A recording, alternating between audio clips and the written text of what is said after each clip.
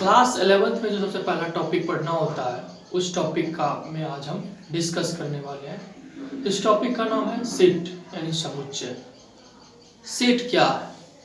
Set एक mathematics का fundamental parts है। मतलब जितना भी मैथमेटिक्स का ब्रांच है ऑलमोस्ट सभी में इसका यूज होता है। क्लास 11th में हम इसका यूज कहाँ करने वाले हैं? क्लास 11th में हम इसका यूज रिलेशन एंड फंक्शन को डिफाइन करने के लिए करेंगे।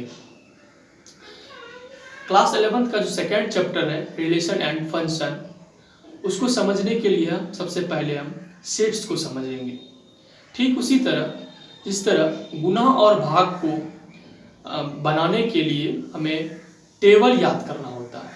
यदि हमें टेबल याद नहीं है तो हम गुणा और भाग को नहीं बना सकते हैं। सेम कॉन्सेप्ट इस पे भी लागू होता है। रिलेशन एंड फंक्शन को समझने के लिए हमें सेट्स समझना आवश्यक है। इससे हमें यह पता चल गया कि हम सेट्स क्यों पढ़ें, क्योंकि हमें रिलेशन एंड फंक्शन को समझना है। सेट की हम बात करते हैं तो देखते हैं कि हम अपने डेली लाइफ में कलेक्शन को, संग्रह को देखते हैं।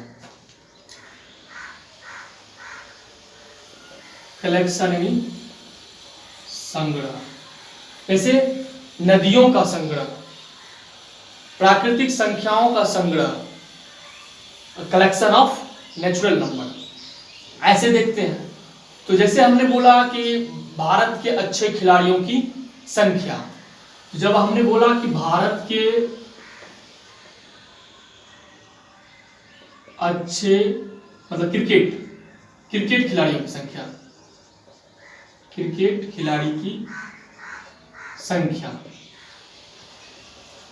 जब हमने ये क्वेश्चन पूछा तो हमने 5 आदमी से लिया और बोला सबों से 5-5 नाम बताएं कि भारत के अच्छे क्रिकेट खिलाड़ियों का नाम।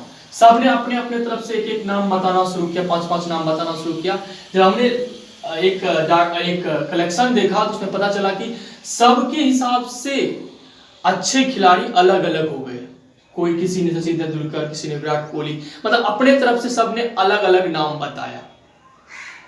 तो फिर हम देखे ये क्या हो गया, इसको क्या बोलेंगे हम? ये तो कलेक्शन तो है, बट इसको हम सेट्स नहीं बोलेंगे। सेट्स क्यों नहीं बोलेंगे? क्योंकि जवाब सबका अलग अलग आया। जब हम उससे पूछे तो सबका अपना अपना अलग अलग जवाब था, सबके लिए अच्छे खिलाड़ी अलग अलग थे।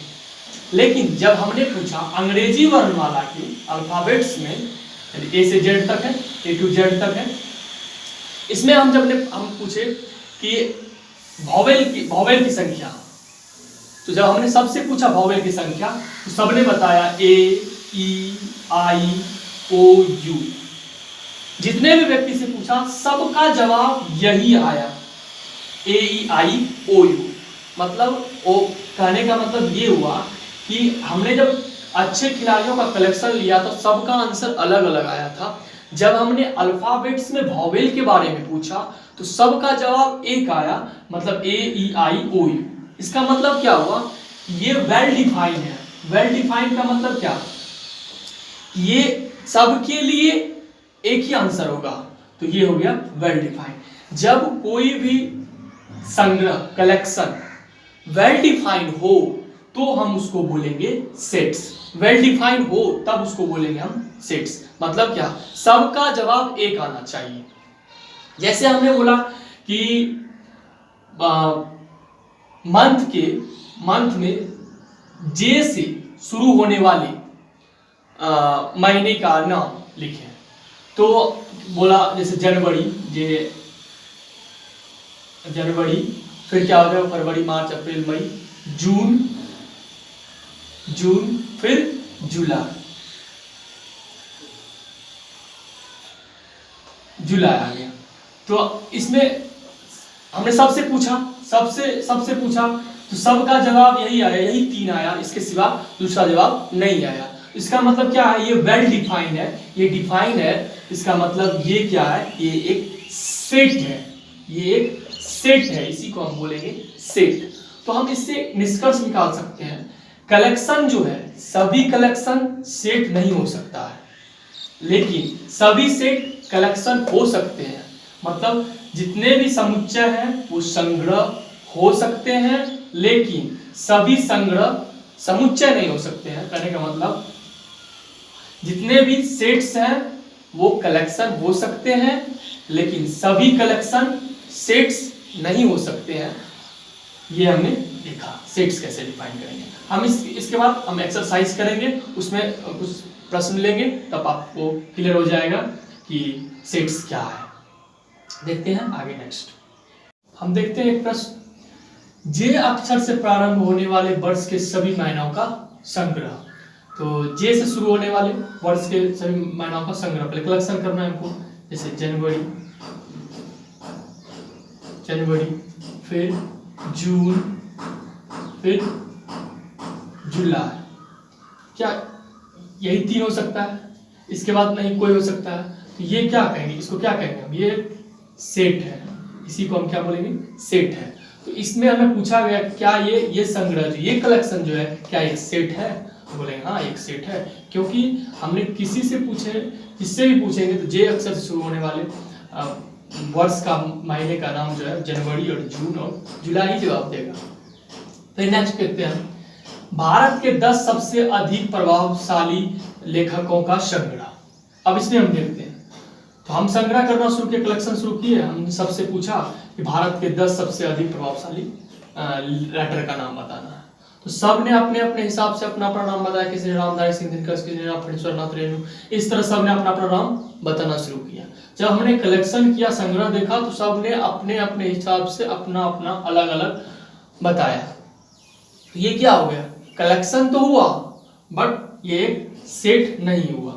इसको बोलेंगे ये एक सेट नहीं है, सेट नहीं है, क्योंकि हम सब के हिसाब से भारत के सबसे प्रभावशाली लेखकों की संख्या अलग अलग हो गया। नेक्स्ट तीसरा क्वेश्चन, विश्व के सर्वश्रेष्ठ 11 बल्लेबाजों का संग्रह। अब हमने बोला विश्व के सर्वश्रेष्ठ 11 बल्लेबाजों का संग्रह करना है।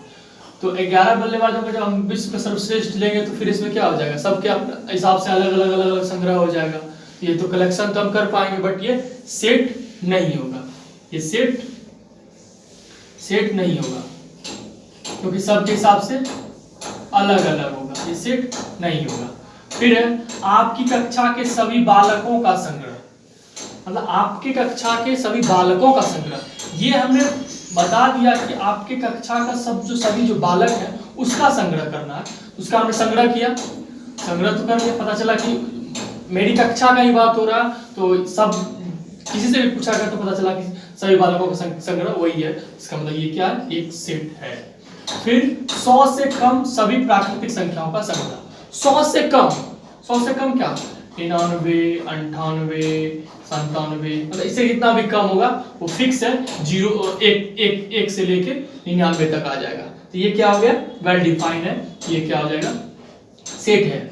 फिर लेखक प्रेमचंद्र द्वारा लिखित उपन्यासों का संग्रह। लेखक प्रेमचंद्र ने जितना उपन्यास लिखा है उसका संग्रह कर लेंगे, कलेक्ट कर लेंगे। और क्या होगा? वो डिफाइन भी होगा, क्योंकि हम एक पार्टिकुलरली बात कर रहे हैं किनका? लेखक प्रेमचंद्र के बारे में। उनका उपन्यास फिक्स है, ये नहीं कि सब अलग अलग उपन्यास बताएं, कोई कुछ, सब एक ही नाम लेंगे। फिर है सभी समपूर्णांकों का संग्रह। सभी समपूर्णांकों का संग्रह, जितना भी इवन संख्या है, मतलब 2, 4, 6, 8, 10, 12, मतलब चल जितना होगा, तो ये कलेक्ट भी कर लेंगे और जवाब भी सबका सेम आएंगे। तो ये क्या हो गया? सेट है। फिर अगला नेक्स्ट कहता है विश्व के सबसे अधिक खतरनाक जानवरों का संग्रह। विश्व के सबसे अधिक खतरनाक जानवरों का संग्रह।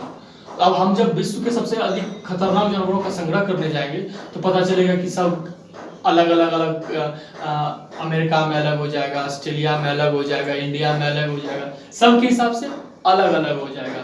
कलेक्शन होगा बट ये सेट नहीं होगा।